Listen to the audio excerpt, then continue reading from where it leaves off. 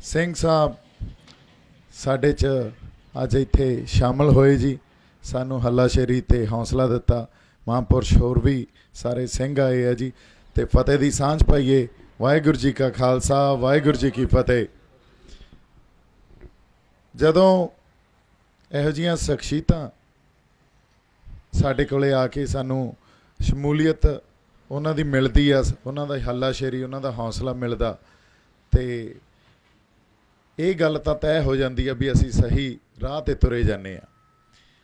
ਜਦੋਂ ਸੱਚ 'ਤੇ ਪਹਿਰਾ ਦੇਣਾ ਹੁੰਦਾ ਤਾਂ ਸਾਡੇ 10ਵੇਂ ਪਾਤਸ਼ਾਹ ਨੇ, ਸਾਡੇ ਗੁਰੂ ਸਾਹਿਬਾਨ ਨੇ ਸਾਨੂੰ ਇਹੀ ਗੱਲ ਸਿਖਾਈ ਆ ਵੀ ਪਹਿਰਾ ਸੱਚ 'ਤੇ ਦੇਣਾ ਹੁੰਦਾ। ਤੁਹਾਨੂੰ 10 ਲੱਖ ਦੀ ਫੌਜ ਨਹੀਂ ਚਾਹੀਦੀ, ਉਦੋਂ ਕੱਚੀ ਗੜੀ ਦੇ ਅੰਦਰ ਵਾਲੇ 40 ਚਾਹੀਦੇ ਆ। ਉਹ 40 ਬਹੁਤ ਆ ਜੇ ਸੱਚ 'ਤੇ ਪਹਿਰਾ ਦੇਣ ਵਾਲੇ ਹੋਣ ਤਾਂ। ਸੋ ਗੱਲ ਵੱਡੇ ਇਕੱਠਾਂ ਨਾਲ ਜਾਂ ਵੱਧ ਗਿਣਤੀ ਨਾਲ ਇਹ ਜ਼ਰੂਰੀ ਨਹੀਂ ਵੀ ਗੱਲ ਉਹੀ ਸਹੀ ਹੋਵੇ ਤੇ ਜੰਗ ਜਿੱਤੀ ਜਾ ਸਕੇ।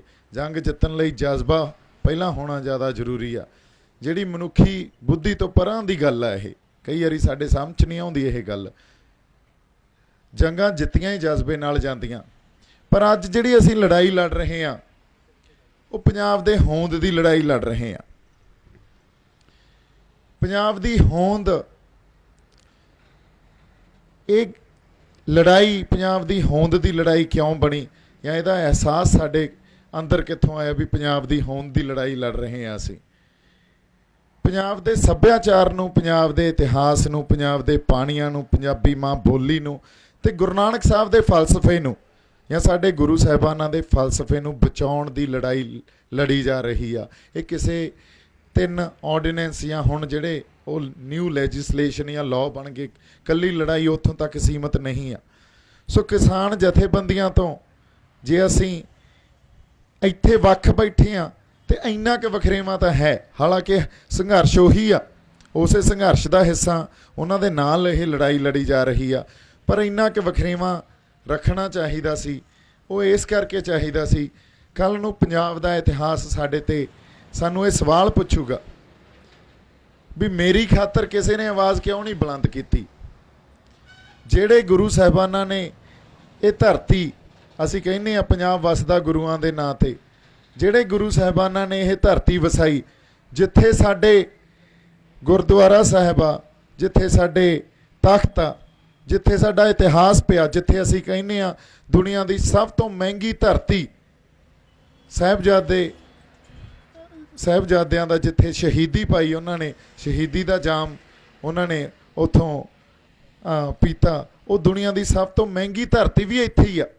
ਤੇ ਸਾਨੂੰ ਜੇ ਸਾਡੀ ਧਰਤੀ ਨਾਲੋਂ ਤੋੜਨਗੇ ਤਾਂ ਸਾਡੇ ਪੱਲੇ ਕੀ ਰਹਿ ਜੂ ਮੁੜ ਕੇ?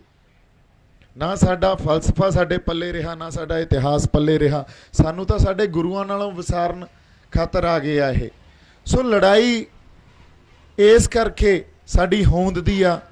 ਸਾਡੀ ਹੋਂਦ ਸਾਡੇ ਫਲਸਫੇ 'ਚ ਪਈ ਆ, ਸਾਡੀ ਸਿਆਸਤ 'ਚ ਪਈ ਆ, ਤੇ ਸਭ ਕੁਝ ਧਰਤੀ ਨਾਲ ਜੁੜਿਆ ਹੋਇਆ। ਗੁਰੂ ਨਾਨਕ ਸਾਹਿਬ ਨੇ ਧਰਤੀ ਨਾਲ ਜੋੜਤਾ ਸੀ ਸਾਨੂੰ, ਜਦੋਂ ਕਿਰਤ ਕਰਨ ਦਾ ਸਾਨੂੰ ਸੁਨੇਹਾ ਦਿੱਤਾ ਸੀ। ਉਸੇ ਤਰ੍ਹਾਂ ਸਾਡੀ ਸਿਆਸਤ, ਜਦੋਂ ਅਸੀਂ ਕਹਿੰਦੇ ਹਾਂ ਜਿਹਦੇ 'ਚ ਪੰਜਾਬ ਦੀ ਸਿਆਸਤ, ਸਿੱਖ ਸਿਆਸਤ ਵੀ ਉਹਦਾ ਇੱਕ ਹਿੱਸਾ, ਉਹ ਵੀ ਇਸ ਧਰਤੀ ਨਾਲ ਜੁੜੀ ਹੋਈ ਆ। ਜਦੋਂ ਸਾਡੀਆਂ ਜ਼ਮੀਨਾਂ ਸਾਡੇ ਤੋਂ ਖੋਹ ਲੈਣਗੇ, ਸਾਡੇ ਤੋਂ ਸਾਡੀ ਸਿਆਸਤ ਵੀ ਖੋਹ ਲੈਣਗੇ ਨਾਲ। ਹੁਣ ਅੱਜ ਬਰਾੜ ਸਾਹਿਬ, ਸਾਡੇ ਅਜੇਪਾਲ ਸਿੰਘ ਬਰਾੜ ਜੀ, ਉਹ ਵੀ ਸਾਡੇ 'ਚ ਇੱਥੇ ਮੌਜੂਦ ਆ। ਉਹਨਾਂ ਨੇ ਇੱਕ ਬੜੀ ਸੋਹਣੀ ਗੱਲ ਕੀਤੀ ਸੰਗਤਾਂ ਨਾਲ। ਉਹਨਾਂ ਨੇ ਕਿਹਾ ਹੈ ਵਾਰ-ਵਾਰ ਕਾਲੇ ਕਾਨੂੰਨ ਆ ਰਹੇ ਆ, ਅਸੀਂ ਇਹਨਾਂ ਲਈ ਸੰਘਰਸ਼ ਵਿੱਢਦੇ ਹਾਂ, ਲੜਦੇ ਹਾਂ, ਕਿਉਂ ਹੋ ਰਿਹਾ? ਇਹਦੀ ਸਭ ਤੋਂ ਵੱਡੀ ਜਿਹੜੀ ਵਜ੍ਹਾ ਜਾਂ ਜਿੱਥੇ ਜੜ ਪਈ ਆ, ਉਹ ਇਸ ਕਰਕੇ ਹੋ ਰਿਹਾ ਕਿਉਂਕਿ ਸਾਨੂੰ ਸਾਡੇ ਫੈਸਲੇ ਲੈਣ ਦਾ ਅਧਿਕਾਰ ਨਹੀਂ ਆ, ਸਾਡੇ ਕੋਲੇ ਹੱਕ ਹੀ ਨਹੀਂ ਆ। ਸਾਡੇ ਫੈਸਲੇ ਤਾਂ ਦਿੱਲੀ ਤੋਂ ਲਏ ਜਾਂਦੇ ਆ। ਦਿੱਲੀ ਸਾਡੇ ਘਰਾਂ ਦੇ ਫੈਸਲਿਆਂ ਤੋਂ ਲੈ ਕੇ, ਸਾਡੇ ਸਮਾਜਿਕ ਫੈਸਲਿਆਂ ਤੋਂ ਲੈ ਕੇ, ਰਾਜਸੀ ਫੈਸਲਿਆਂ ਤੋਂ ਲੈ ਕੇ, ਆਰਥਿਕ ਫੈਸਲੇ, ਫਲਸਫਿਆਂ ਦੇ ਫੈਸਲੇ ਵੀ ਦਿੱਲੀ ਲੈਂਦੀ ਆ। ਜੇ ਐਡੀ ਵੱਡੀ ਖੁਦਮੁਖਤਿਆਰੀ ਸਾਡੇ ਤੋਂ ਖੋਹ ਲਈ ਜਾਊਗੀ, ਫਿਰ ਜੇ ਅਸੀਂ ਕਹੀਏ ਵੀ ਸਾਡੀ ਹੋਂਦ ਬਚ ਜੂਗੀ ਜਾਂ ਸਾਡਾ ਫਲਸਫੇ ਬਚ ਜਾਣਗੇ, ਸਾਡਾ ਸੱਭਿਆਚਾਰ ਬਚ ਜੂਗਾ, ਤਾਂ ਇਹ ਬਹੁਤ ਵੱਡਾ ਝੂਠ ਆ। ਸਾਡੇ ਪੱਲੇ ਕੁਛ ਨਹੀਂ ਰਹਿਣਾ, ਸਭ ਕੁਝ ਉਹਨਾਂ ਨੇ ਖੋਹ ਕੇ ਲੈ ਜਾਣਾ।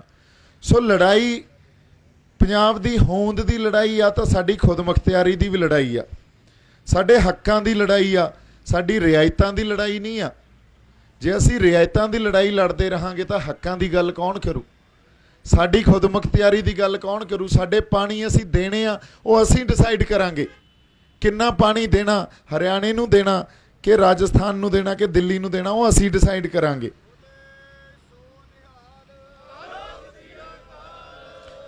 ਪੰਜਾਬ 'ਚੋਂ ਪ੍ਰਵਾਸ ਜਿਸ ਵੱਡੇ ਢੰਗ ਨਾਲ ਹੋ ਰਿਹਾ, ਸਾਡੀ ਨੌਜਵਾਨੀ ਨੂੰ, ਆਉਣ ਵਾਲੀ ਪੀੜ੍ਹੀ ਨੂੰ ਸਾਡੀ ਧਰਤੀ ਨਾਲੋਂ ਤੋੜਿਆ ਜਾ ਰਿਹਾ, ਖੋਰਿਆ ਜਾ ਰਿਹਾ। ਨਾਲ ਨਾਲ ਪ੍ਰਵਾਸ ਤੋਂ ਬਾਅਦ ਪਰਿਵਾਰ ਵੀ ਉਧਰ ਨੂੰ ਹੋ ਜਾਂਦਾ। ਉੱਥੇ ਪਹਿਲਾਂ ਆਪ ਜਾ ਕੇ ਮੁੰਡਾ ਜਾਂ ਕੁੜੀ ਪੱਕੇ ਹੁੰਦੇ ਆ ਤੇ ਫਿਰ ਬਾਅਦ 'ਚ ਆਪਦੇ ਮਾਂ-ਬਾਪ ਨੂੰ ਬੁਲਾ ਲੈਂਦੇ ਆ ਤੇ ਸਾਰਾ ਪਰਿਵਾਰ ਹੀ ਉੱਧਰ ਚਲਾ ਜਾਂਦਾ। ਇਹ ਵੀ ਇੱਕ ਬਹੁਤ ਵੱਡਾ ਮਸਲਾ ਜਿਹਦੇ ਖਾਤਰ ਅਸੀਂ ਸਿਰ ਜੋੜ ਕੇ ਬੈਠੇ ਹਾਂ। ਉਹ ਪ੍ਰਵਾਸ ਵੀ ਕਿਸੇ ਉਹਨਾਂ ਨੀਤੀਆਂ 'ਚੋਂ ਹੀ ਨਿਕਲਿਆ ਹੋਇਆ, ਉਹਨਾਂ ਨੀਤੀਆਂ 'ਚੋਂ ਜੋ ਦਿੱਲੀ ਬਣਾਉਂਦੀ ਆ ਤੇ ਪੰਜਾਬ ਨੂੰ ਸਹਿਣਾ ਪੈਂਦਾ। ਪੰਜਾਬ ਇਹ ਸਾਰੀ ਲੜਾਈ ਸਾਂਝੇ ਤੌਰ 'ਤੇ ਇੱਕ ਸਮੁੱਚਤਾ 'ਚ ਲੜ ਰਿਹਾ, ਕਿਉਂਕਿ ਜੇ ਅਸੀਂ ਮਸਲਿਆਂ ਨੂੰ ਸਮੁੱਚਤਾ 'ਚ ਨਹੀਂ ਵਿਚਾਰਾਂਗੇ ਤਾਂ ਸਾਨੂੰ ਉਹਨਾਂ ਹਾਲਾਤਾਂ ਦੀ ਸਮਝ ਨਹੀਂ ਆਉਣੀ। ਜਿਹੜੀ ਹਾਲਾਤਾਂ ਦੀ ਦੇਣ ਇਹ ਕਾਲੇ ਕਾਨੂੰਨ ਆ, ਜਿਹੜੇ ਹਾਲਾਤਾਂ ਦੀ ਦੇਣ ਅੱਜ ਜੇ ਬੇਅਦਬੀ ਹੋ ਰਹੀ ਆ ਸਾਡੇ ਇਸ਼ਟ ਦੀ, ਸ਼੍ਰੀ ਗੁਰੂ ਗ੍ਰੰਥ ਸਾਹਿਬ ਦੀ, ਇਹ ਵੀ ਉਹਨਾਂ ਹਾਲਾਤਾਂ ਦੀ ਦੇਣ ਆ। ਹੁਣ ਸਾਡੇ ਕੋਲੇ ਜੇ ਅਸੀਂ ਇਹਨਾਂ ਗੱਲਾਂ ਲਈ ਨਹੀਂ ਜਾਗੇ ਤਾਂ ਮੇਰੇ ਖਿਆਲ 'ਚ ਇਦੋਂ ਜ਼ਿਆਦਾ ਸਾਡੇ ਤੋਂ ਬੇਅਦਬੀਆਂ ਨਹੀਂ ਸਹਿ ਹੋਣੀਆਂ, ਇਦੋਂ ਬਾਅਦ ਸਾਡੇ ਤੋਂ ਲੜਾਈਆਂ ਵੀ ਨਹੀਂ ਲੜੀਆਂ ਜਾਣੀਆਂ। ਅਸੀਂ ਤਾਂ ਅਖੀਰਲੇ ਪੜਾਅ 'ਚ ਇੱਕ ਲੜਾਈ ਲੜ ਰਹੇ ਹਾਂ। ਜੇ ਹੁਣ ਨਹੀਂ ਜਾਗਾਂਗੇ, ਹੁਣ ਨਹੀਂ ਸਿਰ ਜੋੜ ਕੇ ਬੈਠਾਂਗੇ ਤੇ ਹੁਣ ਸਮਰਪਿਤ ਹੋ ਕੇ ਅੰਦਰ ਇੱਕ ਨਿਸ਼ਚਾ ਤੇ ਇਖਲਾਕ ਲੈ ਕੇ ਨਹੀਂ ਚੱਲਾਂਗੇ ਤੇ ਗਾਂ ਫਿਰ ਸਾਡੇ ਤੋਂ ਲੜਾਈ ਵੀ ਨਹੀਂ ਲੜੀ ਜਾਣੀ। ਸੋ ਇਹਨਾਂ ਸਾਰੀਆਂ ਗੱਲਾਂ ਨੂੰ ਅਸੀਂ ਧਿਆਨ 'ਚ ਰੱਖਦੇ ਹੋਏ, ਜਿਵੇਂ ਅੱਜ ਸਿੰਘ ਸਾਹਿਬ ਆਏ ਆ, ਪਹਿਲਾਂ ਵੀ ਬੜੇ ਮਹਾਂਪੁਰਸ਼ ਆਏ ਆ, ਸਾਨੂੰ ਹੱਲਾਸ਼ੇਰੀ ਦੇ ਕੇ ਜਾਂਦੇ ਆ, ਸਾਨੂੰ ਇੱਕ ਸੇਧ ਤੇ ਰਾਹ ਦਸੇਰਾ ਵੀ ਸਾਡਾ ਕਰਦੇ ਆ। ਇਹਨਾਂ ਸਾਰੀਆਂ ਗੱਲਾਂ ਨੂੰ ਧਿਆਨ